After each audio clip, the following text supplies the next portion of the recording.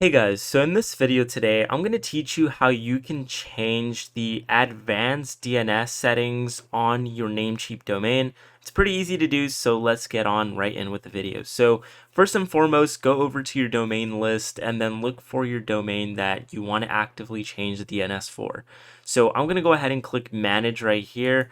And when you do that, it should send you to the domain settings. So you're then going to want to go over to advanced.